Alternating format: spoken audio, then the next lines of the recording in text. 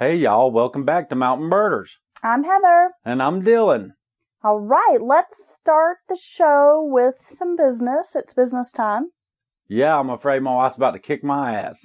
Well, we won't bore everyone with the details of that, but we have some new supporters on Patreon, so let's give those lovely individuals a shout out. We have Amity stepping out at our highest level. Wow. Thank you so much, Amity. We have Pam and also Lauren who've signed up with Patreon. Yes, they're Patreon buddies, signing up all there in a row. And if you want to sign up for Patreon, it's only $1 a month. We have other levels, but you can access bonus content, extra material. It's cool to be a Patreon patron. So check us out. If you love Mountain Murders, can't get enough of us, go over there, sign up, and you can have more podcasts. Yeah, and they're the lifeblood of this podcast. So be on the lookout. We have an announcement, kinda. Drum roll. Pre-announcement. We are planning a live show. Hello. You've spoken. We've listened. We've actually had a few people reach out and ask, when are you guys going to do a live show? I'll make plans. I'll drive up. You let me know when it is. We are in the process of planning a live show. And it's going to be so much fun to meet some of our listeners in person. Well, that's what I'm excited about. Yeah, that's the best It's part. actually meeting some of the folks who listen to Mountain Murders, who are part of our Facebook community, who follow us on Instagram, Twitter. We have a lot of active people with social media. I just can't wait to meet some of you. Yeah, it's going to be incredible. And we'll have details to follow once we iron out all of the kinks. We'll let you know. And of course, we'll probably do plenty of advertising. So we'll have to, because you'll be able to know. They might not show up. Make your plans. Do you have a fear of that? Well, yeah, of course. But then I'll also be scared if they did show up. Yeah. Because now you got to do something. Do you have anxiety about a live show? Let's talk about that for a little bit. Well, I have anxiety about a lot of stuff. Does it make you nervous to think about doing this show live? Yeah. Yeah, well, I'll be lying if I said it didn't. Are you going to say inappropriate things? Am I going to have to give you the look? You may have to consult with my mom and get the look down. Well, you have a good look. Because you were looking at me earlier and I just quit talking. Right? Yeah, you were frustrating me a little bit. Yeah, I did not notice. I'm just kidding. I did notice. Yeah. By the time you called me an asshole. So Dylan's been at a timeout. So if he doesn't seem as exuberant as he normally would be. Oh, I'm bringing it back. It's because he's in timeout. Yeah, I thought you was going to swing on me. I wanted to throw a shoe at you, but I didn't. Yes, but... I resisted. Yes, but I think now we're in a better place. Well, we're not really. I still have those feelings, but I've always heard the phrase, fake it till you make it. Yeah. So here we are. You can't live in the past, and you just gotta let that shit go, girl.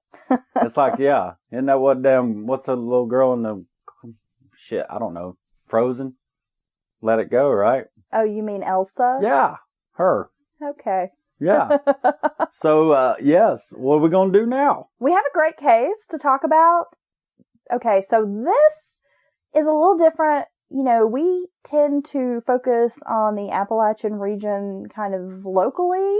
You know, we're in North Carolina, so we've had cases in Tennessee, Georgia, Virginia, Kentucky, West Virginia, Ohio.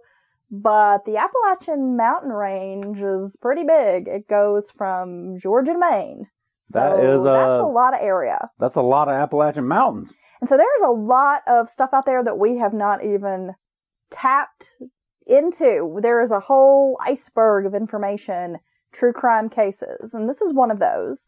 Today we're going to take it all the way up to New Hampshire. Wow. Have you ever been to New Hampshire? No. It's beautiful. Yeah, I bet. I wonder how they would think about the way we talk up there. Well, that's probably, yeah. Would they say stuff like clam chowder? Well, would they say that? I don't recall people in New Hampshire Hampshire really having that kind of an accent, but yeah, that's definitely that's what we call a mass hole. A mass hole? Yeah, Massachusetts. A mass hole. Oh, okay. Yeah, and I can say that because I lived there briefly, and it was really fucking cold. Yeah, I can imagine you up there where it's cold like that. And yeah, I don't like it. But New Hampshire's beautiful. The mountains in New Hampshire, a little different from what we have here, but really pretty. Okay. So very nice. But when we deal with a case where there's a child involved, always tough. Yeah, that's the ones that get me. So this is a case that definitely kind of hit me in the feels. I'm pretty cold-hearted, but yeah, this brought up some feelings for me. So if you are disturbed by very sensitive types of content involving children, that kind of stuff, you might not want to listen. Is that the only warning label we ever give? Just a little warning, yeah. Yeah, okay. But I figure if you're listening to true crime, you're probably okay with it.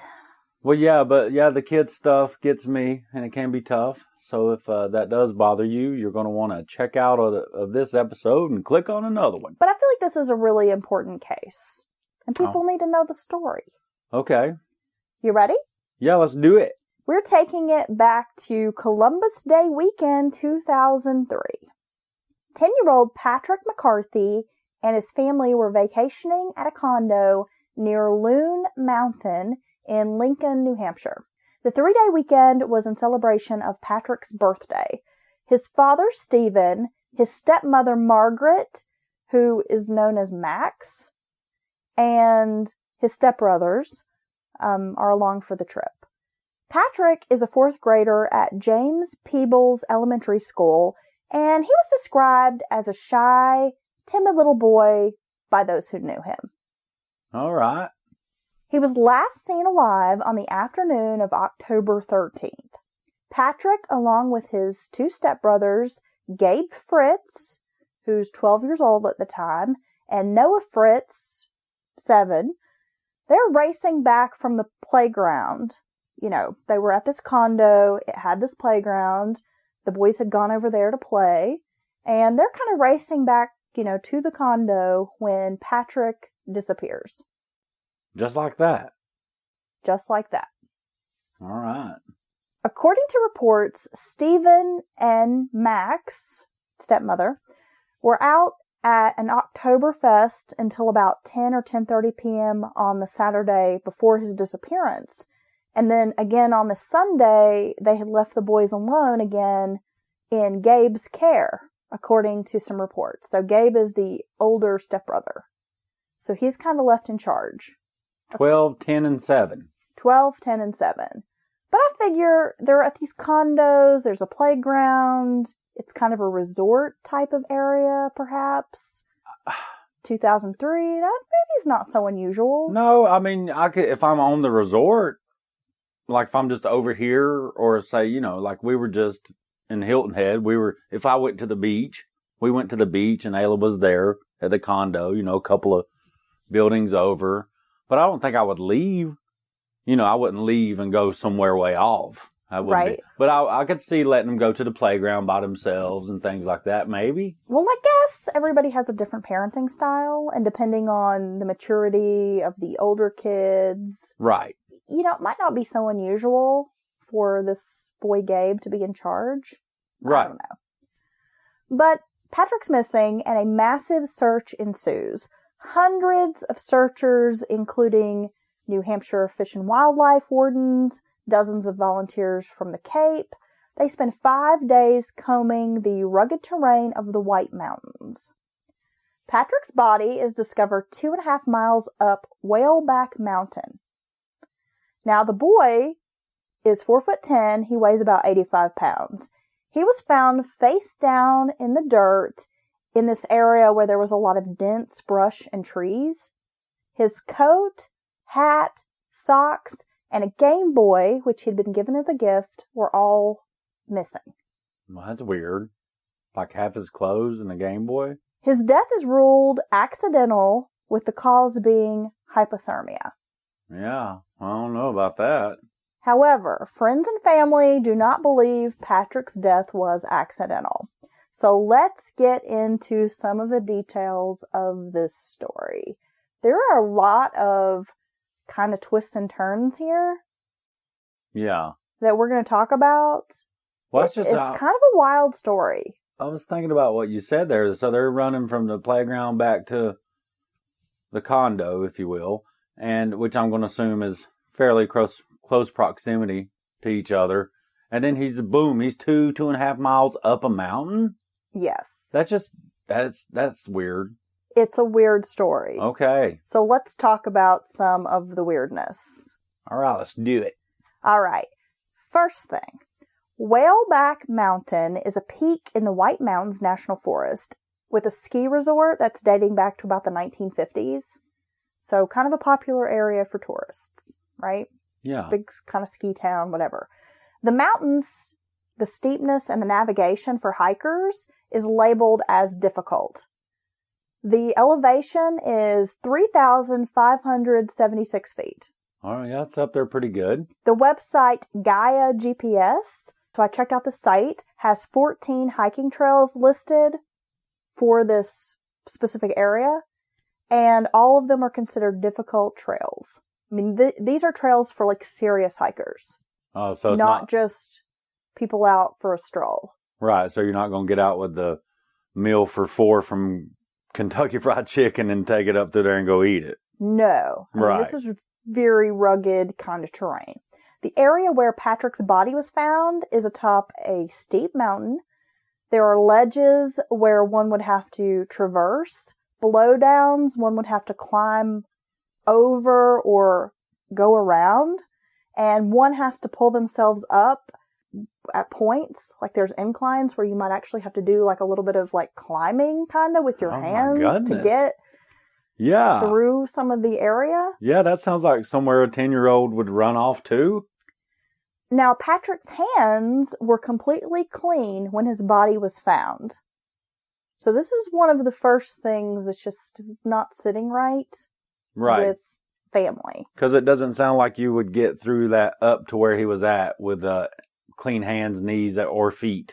No dirt is found under his nails. There's no dirt on his hands, which just does not fit the standard of how most people who take this hike or climb this mountain end up when they get to the top. Right. They're sweaty. They're dirty. Their they put in work. Clothes are dirty. Their hands are dirty. You know.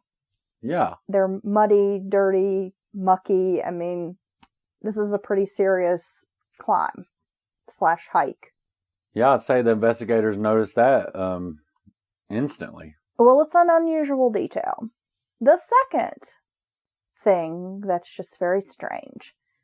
Dr. Murray Hamlet is a cold injury expert who worked for the Army Research Institute of Environmental Medicine for over 20 years.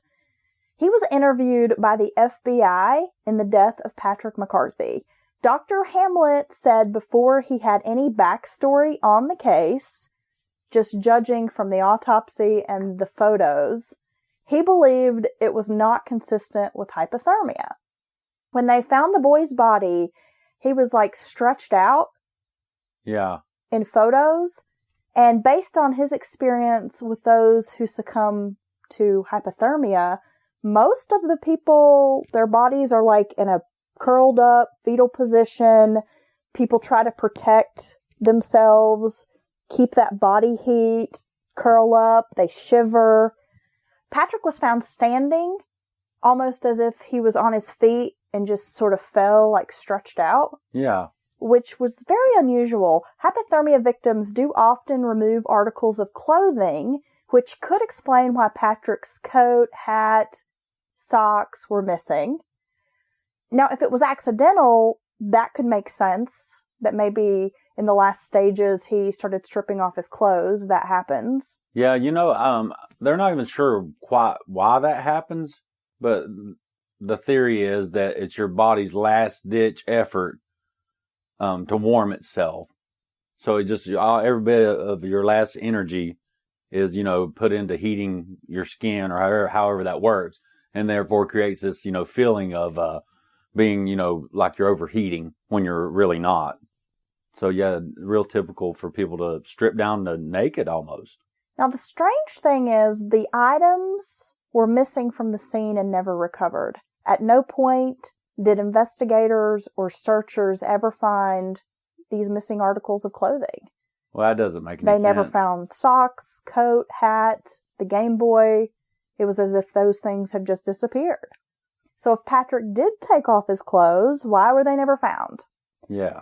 It was a deeply wooded area